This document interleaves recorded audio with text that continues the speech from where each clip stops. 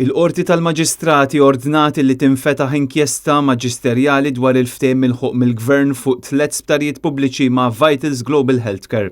Dan wara it-talba li kienet saret mill-NGO Repubblika f'Mejju li għadda. Fi stqarrija l-Ministri involuti f'dan id-deal, Edward Cicluna, Konrad Mizzi u Chris Cardona, insistew li l-Qorti tal-Maġistrati ma pronunzjat ruħha dwar il-merti tal-każ, iżda kellhom jammettu li l-istess qorti irreferiet dawn l-allegazzjonijiet serji lil maġistrat inkwerenti. Fi kliem sempliċi, Edward Cicluna, Chris Cardona u Konrad Mizzi jinsabu taħt inkjesta.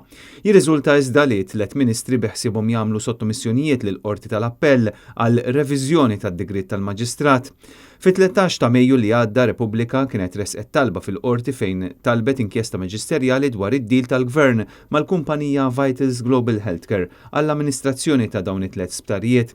Fi stqarrija l-NGO Repubblika qalet li l-applikazzjoni tagħha uriet kif il-Ministri Edward Cicluna, Chris Cardona u Konrad Mizzi taw vantaġġ inġust lil grupp tal-investituri li kienu wara l-VGH fil-proċess tal-għażla tal-kuntratt. Repubblika qalet illi minkejja li hemm evidenza abbundanti ta' mġiba ħażina, l-istituzzjonijiet tal-pajjiż ma kinux għamlu xogħolhom u ma ħadu l-ebda azzjoni dwar suspetti serji ta' korruzzjoni u mħasil tal-flus. Lura fl-2015 il-kumpanija Vitals Global Healthcare kienet ingħatat konċessjoni mill-Gvern biex tmexxi Kering Rek, l-Isptar San Luqa u l-Isptar Ġenerali ta' Għawdex. Imbagħad fi frar 2018 il-konċessjoni kienet ġiet trasferita lil Stewart Healthcare.